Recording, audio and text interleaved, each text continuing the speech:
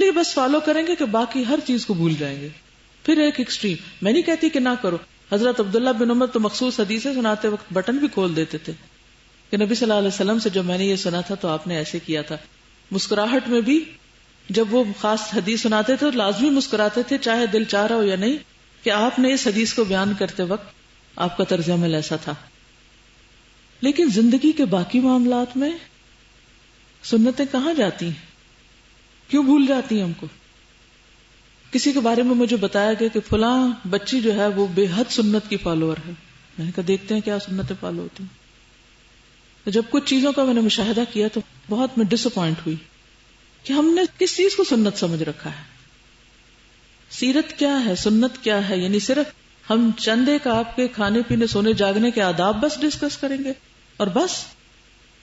اس کے بعد جو باقی خوش اخلاقی ہے، طرز عمل ہے، بڑوں کا ادب ہے، کسی کی بات ماننا ہے، کسی کے ساتھ اچھی طرح پیش آنا ہے، نرمی ہے، وہ کدھر گئی سنتیں؟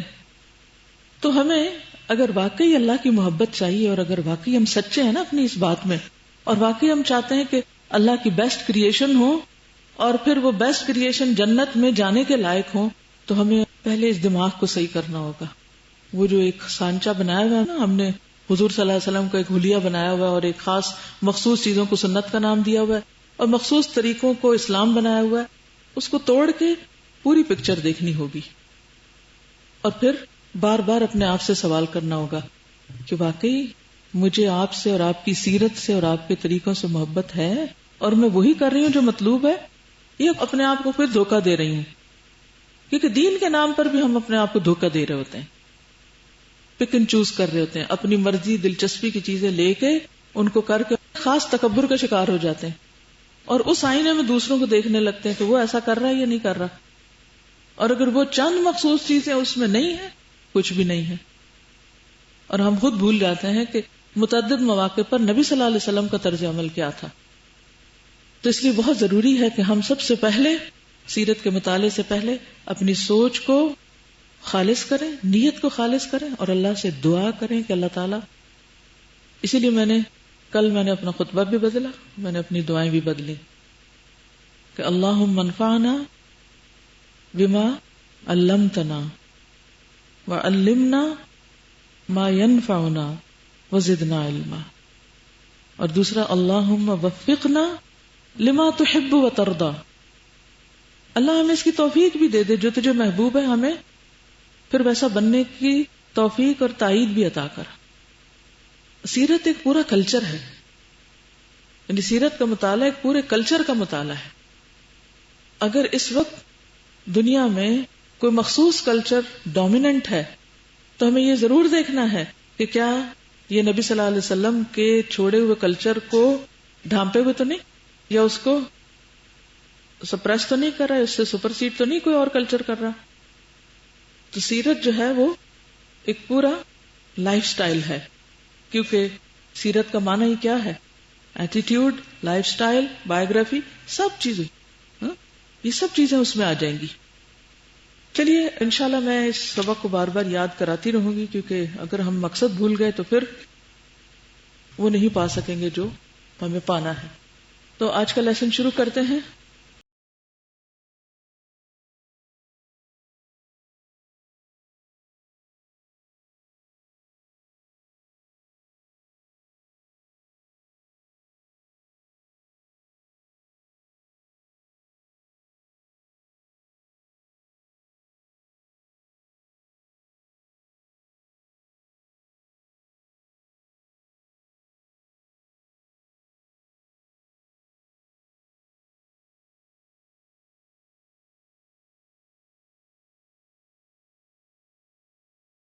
جب بشر المومنین کہا تو آپ سمائل کیوں نہیں کیے؟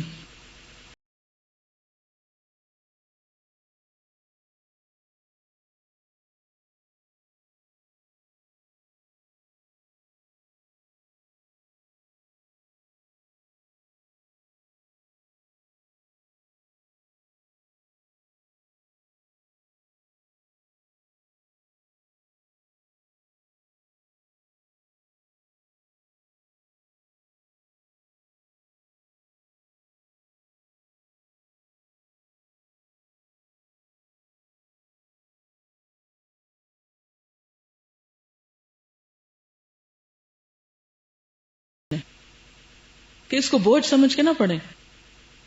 اگر آپ کو کوئی دنیا کی بہت بڑی چیز ملنے والی ہو تو آپ خوش ہوں گے یا نہیں؟ اگر خوش ہوں گے تو اسمائل آپ کے چہروں سے پھوٹ پڑے گی یا نہیں؟ ابھی سوچ کے مسکرانا پڑ رہا ہے.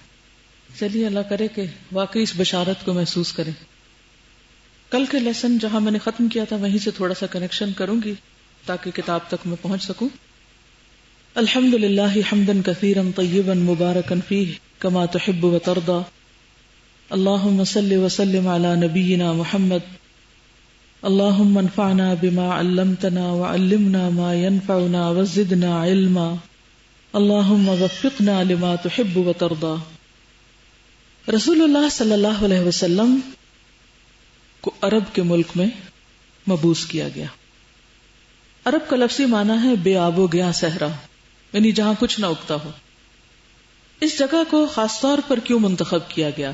دنیا میں اس وقت بڑی بڑی حکومتیں تھیں، بڑے بڑے علاقے تھے، ترقی یافتہ قومیں بھی تھیں. ایرانیوں کی حکومت تھی ایک طرف، دوسری طرف رومیوں کی تھی. حبشہ میں بھی ایک خاص قسم کی حکومت تھی. لیکن نبی صلی اللہ علیہ وسلم جس علاقے میں تشریف لائے وہاں پر کوئی خاص چیز اگتی نہیں تھی. سوکھے پہاڑ اور اڑتی ریت اور دور دور تک سبزے کا نام و نشان نہیں. اگر پورے گلوب کو دیکھیں تو جغرافیائی اعتبار سے عرب پیننسیولا 3 طرف سے ایک طرح سے سمندر میں گھرا ہوا ہے.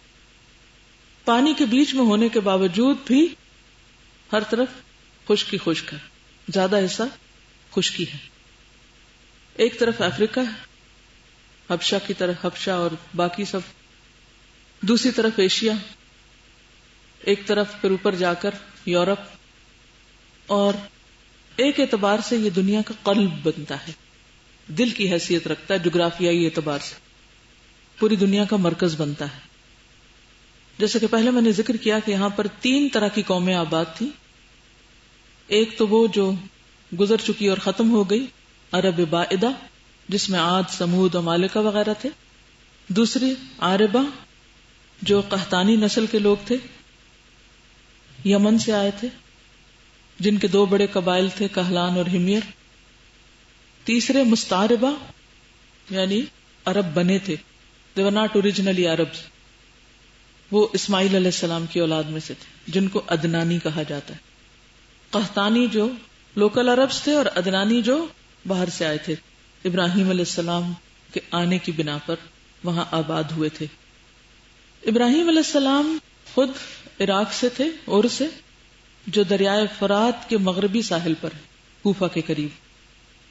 جب آپ کو وہاں سے نکالا گیا اور آپ نے فرمایا تھا کہ انی ذاہب الی ربی سیہدینی، تو وہاں سے آپ حران تشریف لائے اور پھر حران سے فلسطین کو آپ نے مرکز بنایا تھا، کیونکہ اس زمین کو اللہ نے بہت بابرکت بنایا.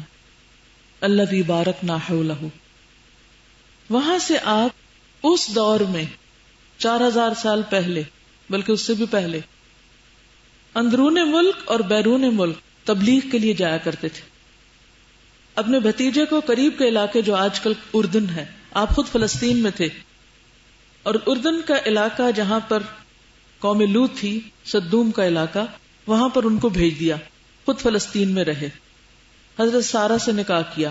حضرت لوط نے وہیں جہاں پر گئے وہاں پر نکاح کیا تھا، جس سے ان کی 2 بیٹیاں تھیں اور وہی بس مسلمان ہوئی تھی. تو ابراہیم علیہ السلام تبلیغ کی غرض سے مصر بھی گئے تھے. مجھے خود اس علاقے سے بائی روڈ ایجپٹ جانے کا اتفاق ہوا ہے، اور درمیان میں کچھ سمندر کا حصہ بھی آتا ہے. اگر سے دور سے جائیں تو خشکی پر سے بھی جا سکتے ہیں. تو میں حیران ہوتی ہوں کیونکہ کئی گھنٹے مسلسل ہمیں بس پہ لگے، اور پھر شپ سے گئے تھے ہم آگے، اور تھکا دینے والا سفر تھا. تو جب بھی میں پڑھتی ہوں کہ ابراہیم علیہ السلام فلسطین سے مصر گئے اور پھر بعد میں برادران یوسف بھی، ان کا بھی آنا جانا تھا، تو کتنے لمبے لمبے فاصلے لوگ طے کیا کرتے تھے اور اس میں مہینوں لگتے تھے. بہرحال حضرت سارہ آپ کے ساتھ تھیں، تبلیغ کے لیے گئے تھے، لیکن وہاں کے بادشاہ نے آپ کو پکڑ لیا اور حضرت سارہ کے اوپر دست درازی کرنا چاہی، جس پر انہوں نے اللہ کو پکارا اور ان کی مدد کی گئی. بادشاہ بہت امپریس ہوا، حضرت ہاجرہ ان کو تحفے میں ملی. پھر یہ لوگ واپس فلسطین آ گئے. اس سے حضرت ابراہیم علیہ السلام کی شخصیت بھی پتہ چلتی کہ جب ان کے دل میں اللہ کی محبت تھی تو چین سے بیٹھ نہیں گئے تھے، بلکہ اللہ کی طرف لوگوں کو بلانے والے تھے، اپنے علاقے میں بھی اور دوسرے علاقوں میں بھی. بہرحال حضرت ہاجرہ سے اسماعیل علیہ السلام پیدا ہوئے. حضرت سارہ برداشت نہیں کر سکی، کچھ اور بھی حالات ایسے بنے کہ اللہ کے حکم سے ہجرت کر کے وہ مکہ چلے آئے، اور یہ راستہ اللہ نے ہی دکھایا تھا.